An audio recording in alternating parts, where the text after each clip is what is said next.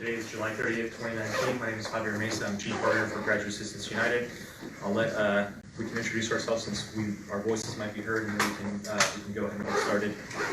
My name is Andrea. I'm co-president. Hello, I'm Joaquin Kirola, organizing chair. Mary Roca on the bargaining committee. Amrita on the healthcare chair. Molly McDougall, I'm on the communications committee. Easter Taylor, membership chair. Okay, my goodness. You won't be required to introduce yourself. You can if you want. Okay.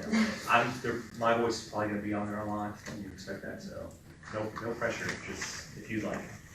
I'm Maya as a volunteer. Stephen Phillips, communications chair.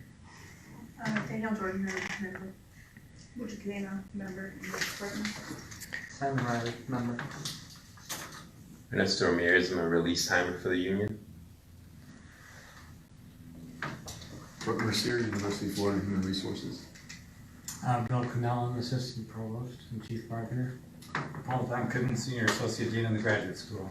All right, thanks everyone for coming. I think we last left off that you might have a counter proposal for us today. We do have a proposal for you today, but before we do, I have something I'd like to talk about that is not in the collective bargaining agreement, but that is good news for the institution. We had and have had for some time an employee assistance program, but we have some changes coming on Thursday, and Brooke can fill us in on those. So I'm really pleased to let you know about the new EAP offerings that will be provided through a relationship with an external provider. EAP resources have been available for many years, but the network of access is going to be broadened. There will be a 24/7 presence availability for EAP counselors through both a phone number as well as a website. There'll be counselors in the local area, as well as resources throughout the state and anywhere in the world a person may be traveling as an employee at the university. And they'll also be able to provide assistance for people, both employees as well as family members. And it goes beyond just mental health, so it's a mental health and wellness assistance. If you think about someone who may be navigating through child care issues, or if they have elder care issues they may need assistance with, as well as legal assistance. There are just a variety of different services that will be offered. And the company that we're partnering with is called ComPsych, and they will be a third-party vendor that will have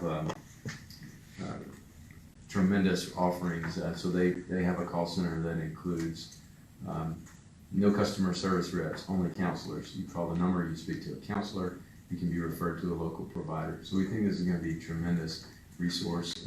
They offer up to 6 visits, either phone calls or in person per event per year. So you can have multiple events that you want assistance with, and they provide that. So really excited about that. It also adds definitely a layer of confidentiality in that they're a third-party vendor.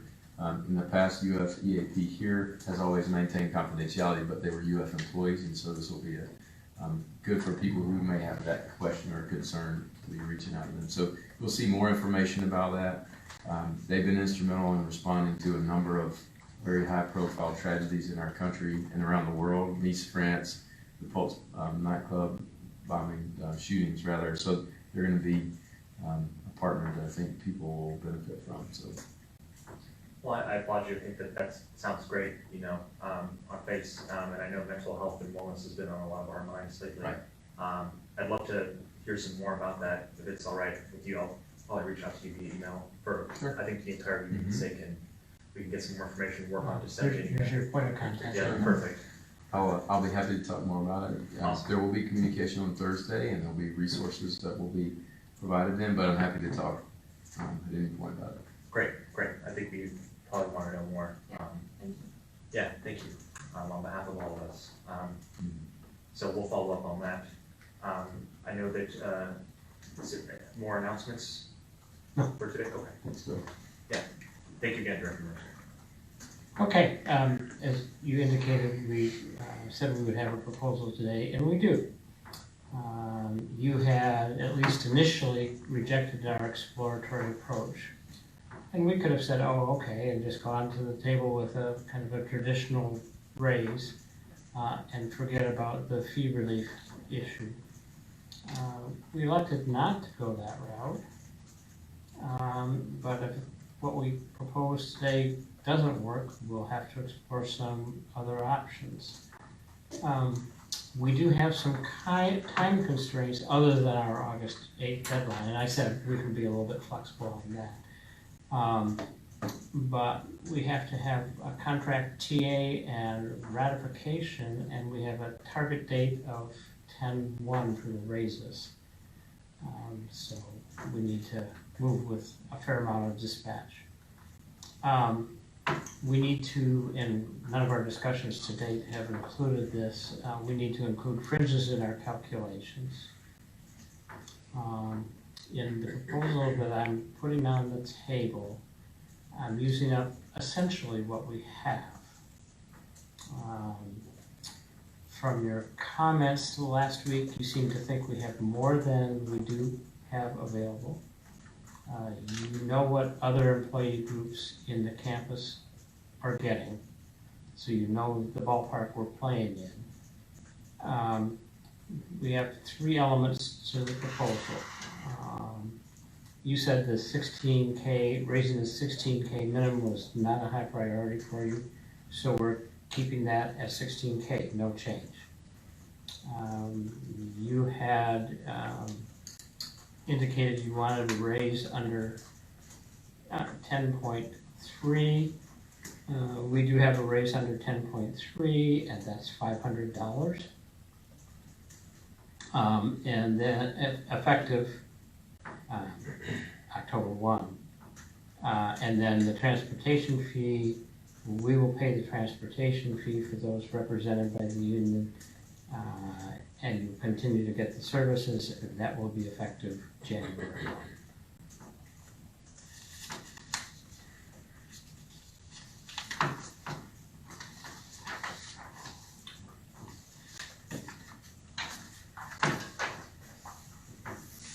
And we will send this to you electronically. Excellent, thank you.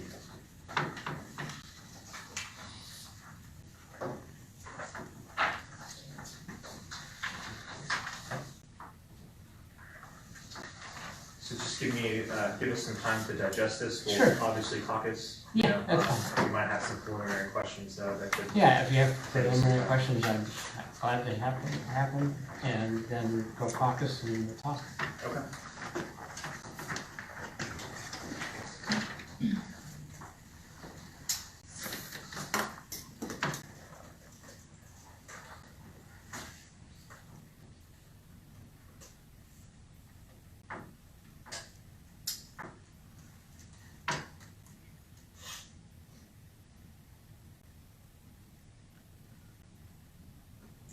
And the change in 10.4, just to be clear, that doesn't really affect us more so than you guys, right? So it's a logistics issue for the university. This is just a title change in terms of HR. Understood. Okay. Okay. I don't have any questions. It's all like you said it was. Anyone have any questions for the university before we caucus today? Okay, we'll take some time. And as always, I'll make sure we're okay to come back before we start walking. All right, everyone, we're back. Thanks for your patience. We spent a lot of time discussing the university's proposal. We like that the commitment to covering a specific fee in 10.6. And we want to talk a little bit more about, last session you asked me pretty point blank, would you prefer to see money invested in fee relief as opposed to raises? Right. And I was kind of ambivalent, I didn't want to really speak without caucusing with our group, but I think today we plainly would prefer to see, and though we appreciate an amount of $500 in clarification on how, rates would apply, we would like to see more of that money invested into fee relief. And I understand that fee relief has to be wholesale, right? You can't cover a part of the fee. Right. So with that in mind, and again, there are things we like about this proposal. I do formally reject it at this time, and I'd like to offer a counter proposal for your review. I know we have a few minutes before our time is up, and you know. I'll add something in there, but I'll say. Okay, so I'll just pass that over now. And I have paper clips to make it easier for everyone.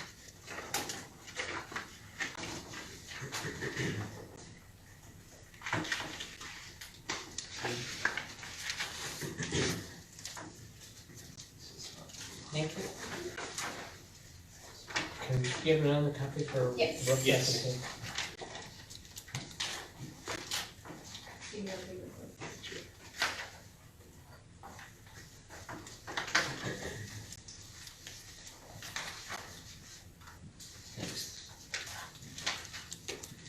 So I just want to make sure we'll have the right copy. There's a wrong copy. And the July 30th, 2019 date should be on the right indent of the page. Mhm. Okay. So a lot of similarities. I think we are kind of approaching a midpoint as we approach August 8th. We are like a testament to the fact that we're willing to cede on raises and still flexible. We brought down the raise language in 10.3A to $350 as opposed to $500. And keeping a lot of the same language, we with the university's latest proposal, we still want to keep we still want to revoke 10.5 as is. Again, that's something we're flexible about. And we are requesting in 10.6, there's no more A or B, but on top of the transportation fee that the university paid the student financial aid fee as well. I can give you some numbers to kind of. I don't think the 350 works with that. And I understand, we're flexible, so, again, we would also prefer fee relief, because that's the kind of relief that. No, I understand your principle, I'm just saying, I don't think the numbers Okay, fit. okay, If it's between the raise and the fee relief, we'll go with fee relief, permanent fee relief. No, I understand. Yeah. But you're saying you want 2 fees Yes. taken care of. yes, Yes. And I'm not even sure I can get all the way to 2 fees, but I'll look at it. But I can't do that and give 350. That's my problem. Fee relief. I understand, And let me offer a slightly different suggestion. If you want to keep some kind of raise in there, rather than the transportation fee, do the financial aid one, okay, because it's more expensive. it is. I think that one's about $19 per credit hour. Yeah, I'm just saying, if you want to keep some kind of raise in there, that might be a better way to go, is take a slightly more, almost double, but. We'll Well, definitely we consider did. that, Yeah, yeah. just a notion. Right, I understand what you're saying. But we have made the next move. Yep. And you gave us a lot to think about today. I think we've given, No, I some appreciate stuff to think about. And we can set a time now for our next date. I don't know if you're prepared to do that. I don't have this doesn't get a good reception here, but give me some suggestions and we'll take a look.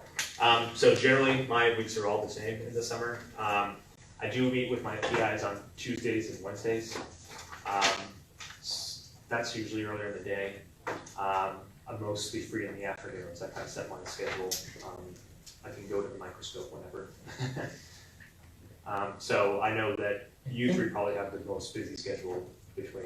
Yeah, but I want to get this done. I understand. August 8th, I think is a Tuesday. It's not this week. It's a Thursday. Thank you. I think I'm not sure, but I think I have a bargaining session with the faculty on the 6th. On the 6th? Okay. So that would, you wouldn't like to double book? I would. They tend to like the afternoon, so you'd have to do Yeah. the morning. I could. Okay. That's not my preferred way of doing things, but I could. Well, since I think we're probably more flexible, how about you reach out to us and let us know what works Okay. before August 8th, and we'll be amenable. You mentioned about being flexible with that date, so Yeah, we'll keep that in a mind. little bit of flexibility, but I still want to get it done.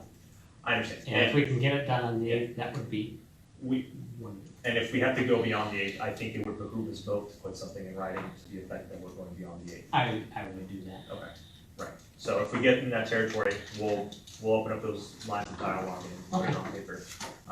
Any final comments or thoughts from anyone? We'll debrief again. I'm sure you're tired of hearing me talk. But we can debrief again and I'll answer any questions moving forward. Okay, thank you very much, I appreciate it. Thank you.